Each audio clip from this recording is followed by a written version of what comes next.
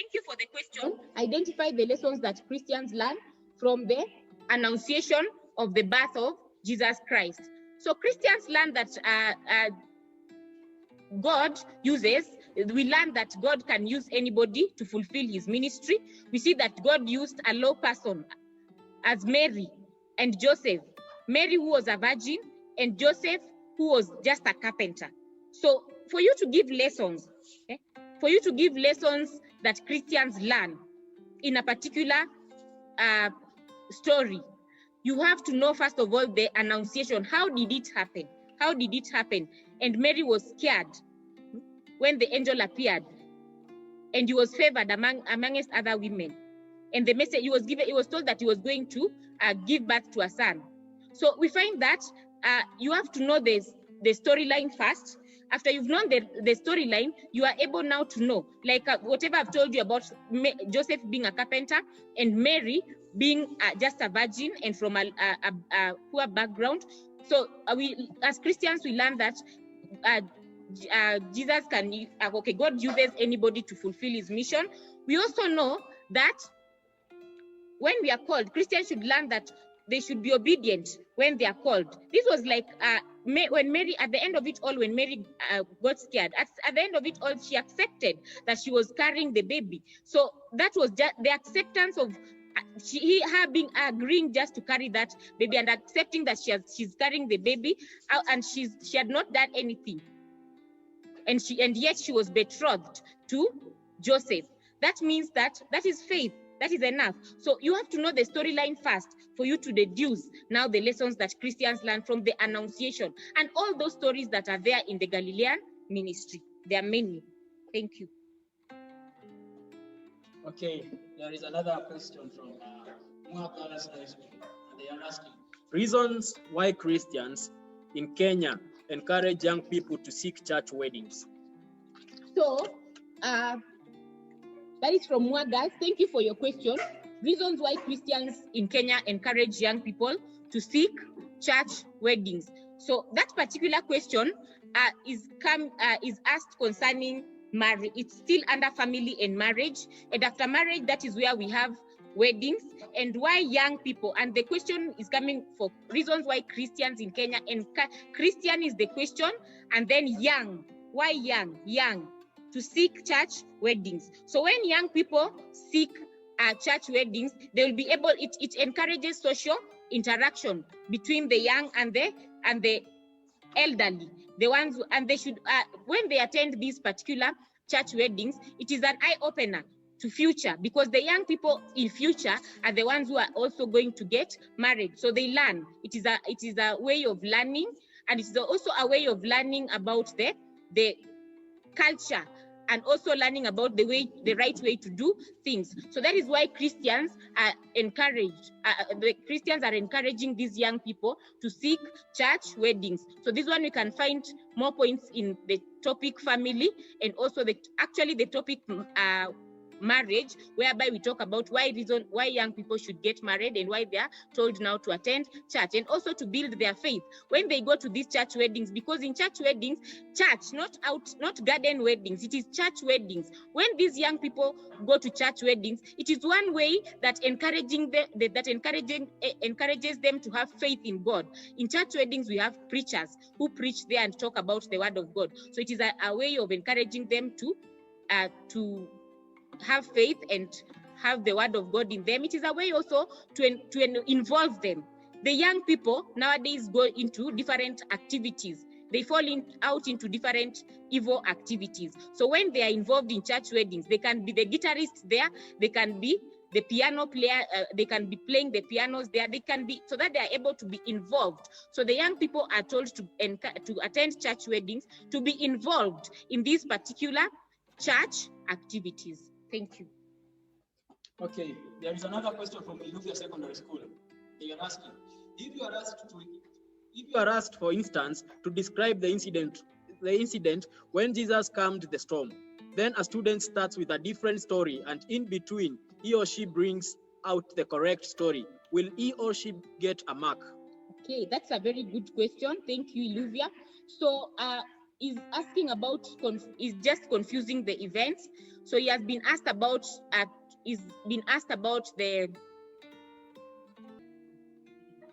the parable of the lost sheep or the parable of the lost coin. Then he just mingles the two parables together. So if the question is asking you about the parable of the lost coin, and you start with a different parable, perhaps you start with the parable of the lost sheep, then you finish with the parable of the lost coin. So I think I want you can't do that. And if you do that, you are supposed to, as an examiner, I will only mark the end, because the end where when the woman searched for the coin. He did a lot of cleaning, and she did a lot of cleaning and everywhere, and searched for the coin. When she found the coin, she called her friends to celebrate that she had found the coin. This is under the parable of the lost. So that end part is where I'll give you the points.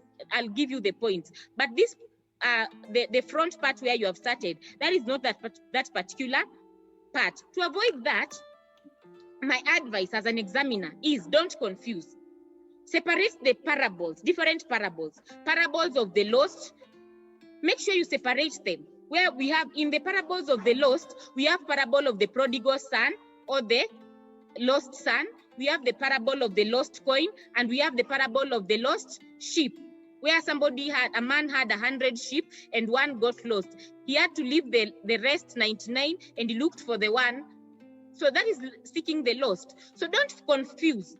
It's still under the content mastery. Kindly, as students, let us master the content, and let us read the question and understand, so that you give. How can you give two parables that are different?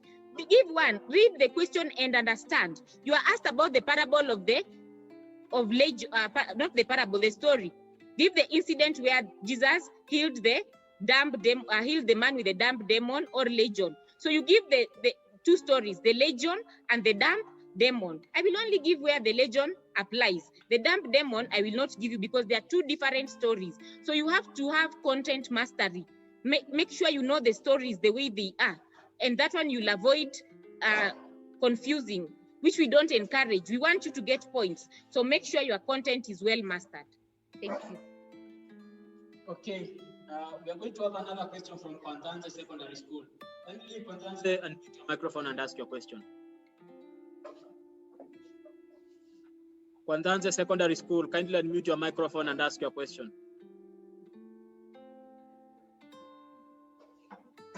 Kwanzanze Secondary School, kindly unmute your microphone and ask your question.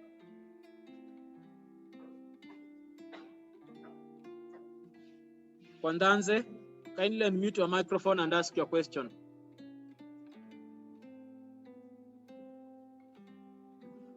Okay.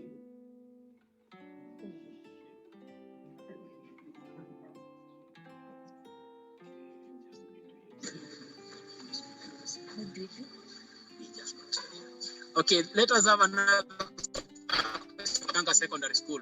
Kindly, Kamudanga, unmute your microphone and ask your question.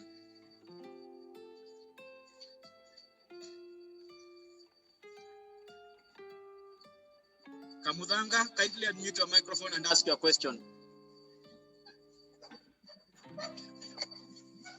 Okay, Kiteini second. Okay.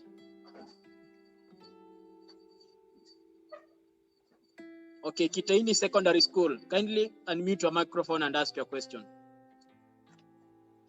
Kiteini Secondary School. Kiteini Secondary School, kindly unmute your microphone and ask your question.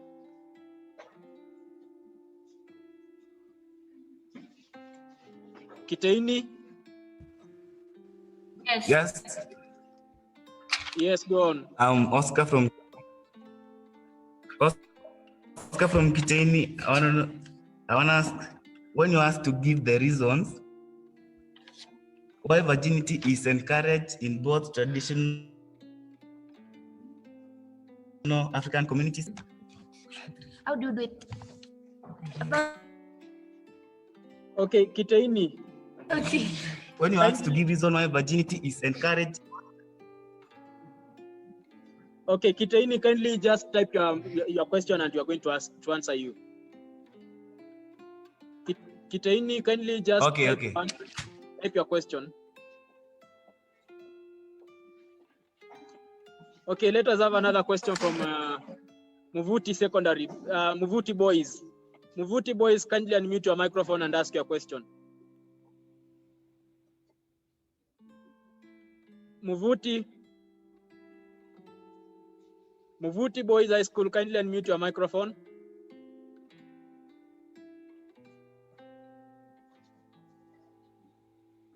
Muvuti Boys, kindly ask your question. Muvuti, kindly unmute your microphone and ask your question.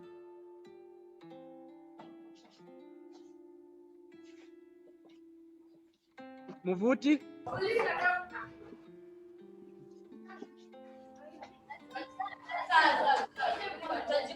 Muvuti, let's have some order, kindly.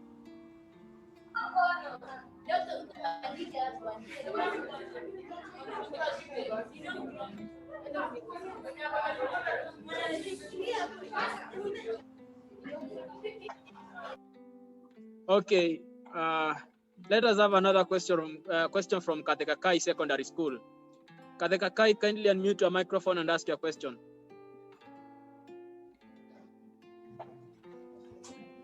Excuse me. Kathekakai? Excuse me. I have a Yes. question Yes. from. I'm Francis. I'm asking. During narrating the questions on parables, are there specific marking points? As in, if you omit a point, will stopping mark there, or will it continue? The other one is can a paper one question be combined with a paper two question? For instance, that of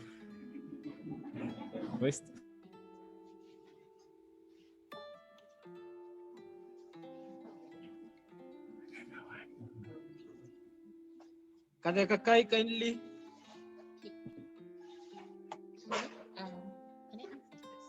Okay, the boy is asking, during narrating questions, is there any order that is followed? And if you omit a point, will they stop marking from there on? So in parables, what I would say in this particular question, like I will give an example of the parable of the Good Samaritan, which is the one which is very easy.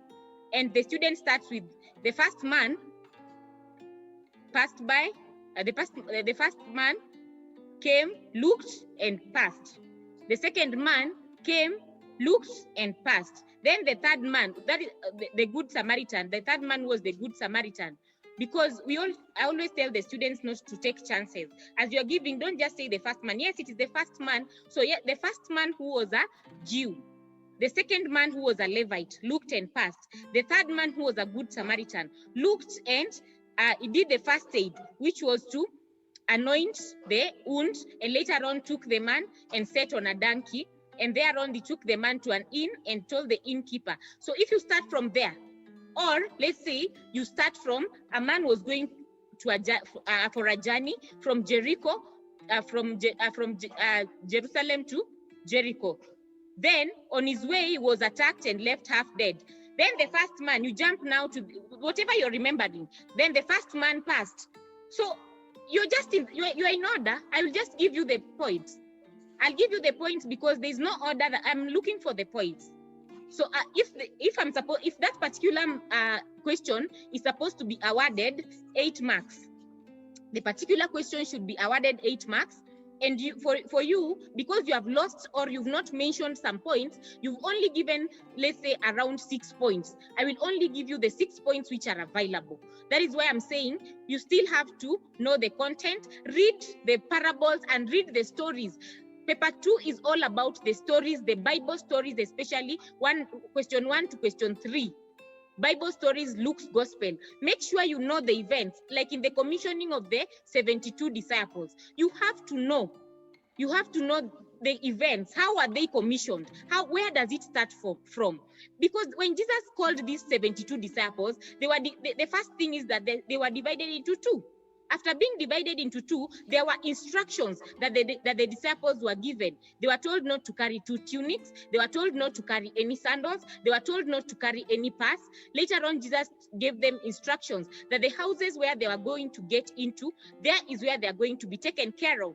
That is to sleep and to eat. If not, they were supposed to be able to shake off dust from their feet to show that they were not welcomed, or to show that it was a curse. And later on, Jesus is giving, if you leave points like Jesus is giving instructions, like Jesus told them that the harvest is plenty, but the laborers are few. And then I'm sending you among the wolves. You have left those points. We don't give you points. So just know the events. Make sure you give everything that is there.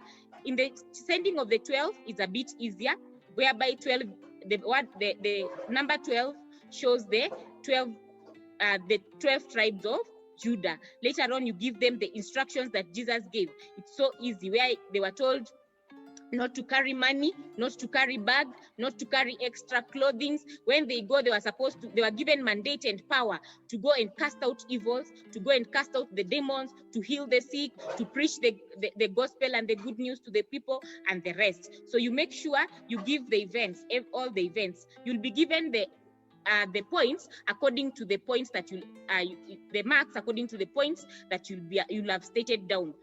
Now, that's why when I started, I gave you the setting of paper 1 and setting of paper 2. Some of you are asking questions in paper 1 just to give examples, and that is wrong. You have to be well conversant in the setting of paper 1 and the setting of paper 2. For me, which is my area of specialization, is paper 2, and I started by giving you how paper 2 is set. And I said paper 2, number 1 is about the infancy narratives. It's all about the messianic prophecies. Number 2 is concerning the Galilean ministry, and in the Galilean ministry there's a lot of it. And number 3 is all about the passion, death, and the triumphant entry to Jerusalem ministry and triumphant entry. So question 4 is all about the marriage, family, wealth. Question 5 is all about the wealth, poverty, law, justice, and the issues of science and technology and the environment. So you have to know how paper 1 and paper 2 is set. There is no day that Jeremiah and Nehemiah will be set in paper 2. We know Jeremiah and Nehemiah are set in paper 1, and I think there's somebody who talked about paper 1. For me, I know that Jeremiah and Nehemiah cannot be set in paper 2. Thank you. Okay, let us have another question from Muvuti Girls High School. Kindly, Muvuti Girls High School, unmute your microphone and ask your question. My question is, when told to relate the parable of the sower, are we allowed to give the meanings of maybe the seeds, the path? And the second question is, do we have a question that reads, give evidences that John came from a humble background? The first question, thank you so much for your question. The second question, I think you've gotten it from other revision books. That's not a question that is set. It is invalid. But the first question I will answer to it. The first question is when you've been asked about relate the parable of the sower, and are you supposed to be giving the meaning at the end of it all? I would say yes, because we know very well that the parable of the sower, it is one thing, and later on you finish the parable of the sower when you give me the meaning of the parable. It's like when you ask me about, when you asked a question concerning the parable of the lamp, under this the parable of the lamp on a stand. So that particular parable has a meaning. So you have to give me the meaning. Like in the parable of the sower, for example, you're supposed to be saying a man went to sow, and as he was sowing, some seeds fell on the ground and they were trodden underfoot, and the birds of air came and devoured it. And we say that some seeds fell on the rock, and as they are growing, it lacked on the rocky ground, it lacked moisture and dried up. Some seeds fell on the thorns, and as it grew, the thorns choked the plant, and some seeds fell on the good soil where it grew and produced a bountiful harvest, 100-fold. So you have to give me the meaning of the particular parable. Who is the sower and who are the seeds? So the sower is God and the seeds are Christians. We have different types of Christians. We have Christians who, like the ones which fell on the soil, and the ones which fell on the path, and the birds of the air came and devoured it. These are those particular types of Christians who always listen to the word, and the devil comes and takes the word away from them. And we also have the Christians who always listen to the word of God, and because of the worries of the world, these are those seeds which fell in the rock. So as it is growing, they are choked. As in the rocky and the thorns, as it's growing, so the worries of the world makes them lose the word. So it is good for you to give the meaning of the parable. Don't forget to give the meaning as you are relating. If you don't give the meaning, you are not going to give the points. When you are relating, make sure you give me the points the way they are. Thank you. Okay, let us have another question from Chanda Secondary School. Kindly, Chanda, unmute your microphone and ask your question.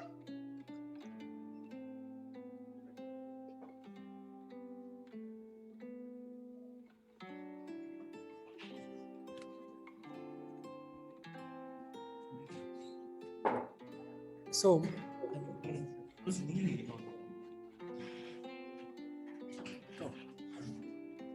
okay, my name is Daniel Ndungu from Chanda Secondary School. I was asking about the hierarchy, about the African Traditional Society. If you are asked that question, can you use the arrows or just give in a prose form, in a paragraph?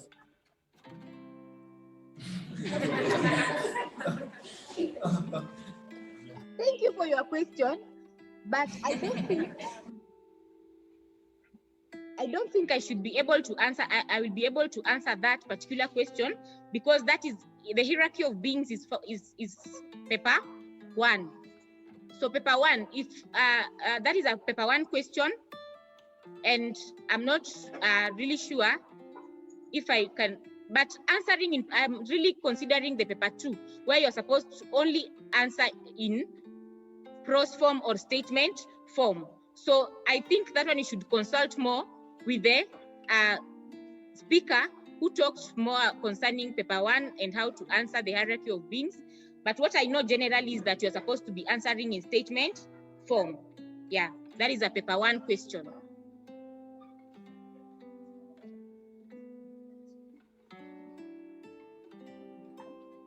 Okay, we are going to have the last question from ABC Iveti Hills. Kindly, Iveti, unmute your microphone and ask your question. Iveti Hills, kindly unmute your microphone and ask your question.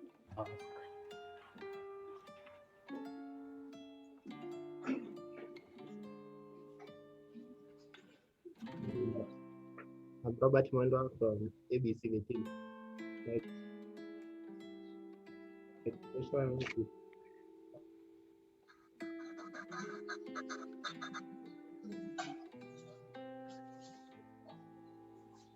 My question is, when you answer, I want to know what will happen when you left blank spaces, then you answer the following questions.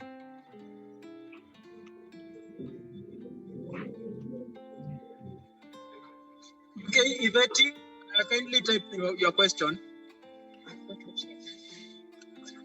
Okay, the boy is asking, what will happen? What will happen? That is the question. What will happen if he leaves blank spaces? For example, I think the boy is asking, suppose he's supposed to be answering question 1. So he doesn't know question 1A, he leaves it as a blank. Then question B, part B, he answers it. Then part C, he leaves it as a blank. Of course, as an examiner, I'm supposed to be marking, and I have my marking scheme. So I will, if he leaves blank spaces, and he has numbered question 1A, blank, question B, it is answered, question C, it is blank. So question B, I will mark where the boy has answered. But that is why we are here early to talk to you about the tactics to answer and tactics to prepare yourself for 313/2, which is C.R.E. paper 2. Do not leave blank spaces. So if you're leaving blank spaces, it means you did not sit down for those first 15 minutes to prepare yourself on how you're going to answer and to choose the questions well. Also about the content mastery, you have to have known the content or mastered your content very well